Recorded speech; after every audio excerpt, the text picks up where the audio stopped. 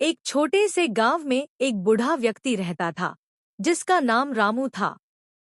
वह अपनी सादगी और समझदारी के लिए जाना जाता था। रामू की जिंदगी साधारण थी और उसने अपने जीवन का अधिकांश भाग खेती में बिताया था।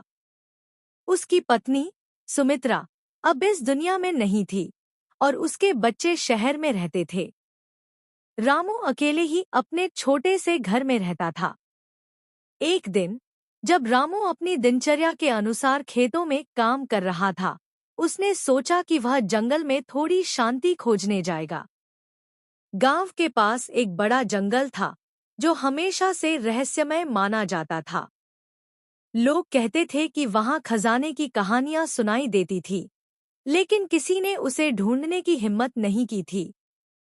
रामू ने अपनी उम्र और अनुभव के आधार पर सोचा कि शायद उसे वहां कुछ नया देखने को मिले। जंगल में प्रवेश करते ही उसे वहां की शांति और प्राकृतिक सौंदर्य ने मोहित कर लिया। पेड़, पत्ते और पक्षियों की चहचहाहट उसे एक अलग दुनिया में ले गई। वह धीरे धीरे आगे बढ़ता गया और उसके मन में खजाने की कल्पनाएं गहराने लगी।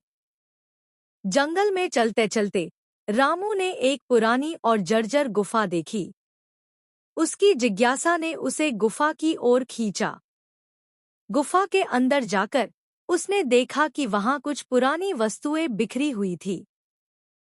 उसने ध्यान से देखा और अचानक उसकी नजर एक चमकदार चीज पर पड़ी। यह एक पुराना सोने का सिक्का था जो मिट्टी में दबा हुआ था। रामू ने उसे उठाया और उसके आसपास और चीजें खोजने लगा। धीरे धीरे उसे और भी सिक्के, गहने और अन्य पुरानी वस्तुएं मिली। रामू का दिल धड़कने लगा। उसे लगा जैसे उसने किसी अनमोल खजाने को खोज निकाला हो। लेकिन अचानक उसे यह सोचने लगा कि यह खजाना उसके लिए कितना महत्वपूर्ण है। क्या उसे इसे अपने लिए रखना चाहिए या गांव के लोगों के साथ साझा करना चाहिए? रामू ने सोचा कि अगर वह इस खजाने का इस्तेमाल खुद के लिए करे तो वह अकेले खुशी नहीं मना पाएगा। उसकी जिंदगी में सबसे बड़ी खुशी तो उसके गांव के लोगों के चेहरे पर खुशी देखने में है। उसने निश्चय किया कि वह खजाने को गांव के लोगों के साथ साझा करेगा। गुफा से निकलकर रामू ने खजाने को एक कपड़े में लपेटा और गांव की ओर बढ़ा। गांव पहुंचकर उसने सभी को अपने पास बुलाया। गांव के लोग हमेशा से उसकी बुद्धिमानी की कदर करते थे और जब उन्होंने देखा कि रामू के हाथ में कुछ है, तो उनकी जिज्ञासा और बढ़ गई। रामू ने सबको बताया कि उसने जंगल में एक खजाना खोजा है। लोगों ने उत्साह के साथ उसकी बात सुनी और उसकी आंखों में चमक देखने लगे। रामू ने खजाने को सबके सामने रखा और कहा, यह खजाना हमारा है। हम इसे मिलकर बांटेंगे और इससे गांव की भलाई के लिए कुछ करेंगे। गांव के लोग थोड़े हैरान थे, लेकिन रामू की बातों ने उन्हें प्रेरित किया।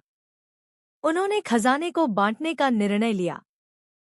सिक्कों और गहनों को गांव के स्कूल, अस्पताल और अन्य आवश्यक सुविधाओं के विकास में लगाने का निश्चय किया गया।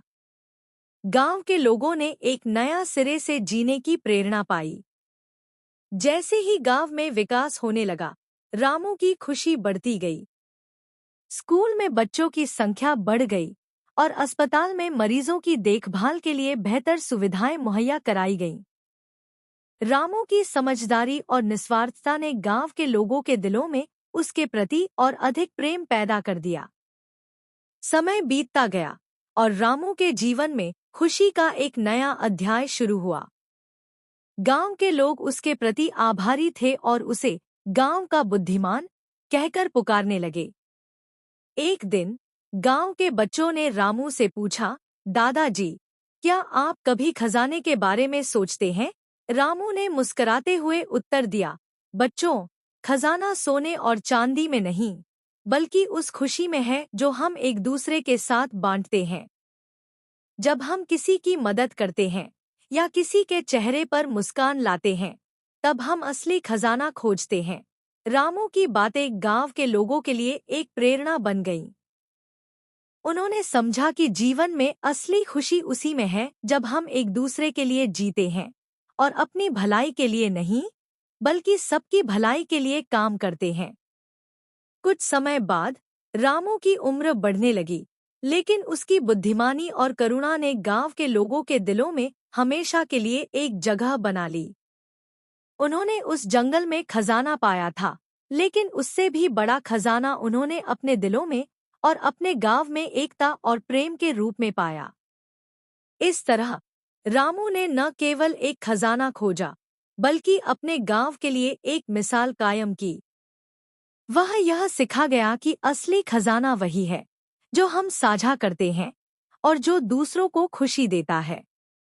उसकी कहानी आज भी गांव के बच्चों को सुनाई जाती है, ताकि वे भी समझ सकें कि जीवन का असली मतलब क्या है। कहानी अच्छी लगी हो तो हमारे दीप कहानी टीवी चैनल को जरूर सब्सक्राइब करें और साथ ही वीडियो को लाइक, कमेंट और अपने दोस्तों को शेयर जरूर करें, ताकि हम आपके लिए ऐसी ही ढेर सारी वीडियो लाते रहे।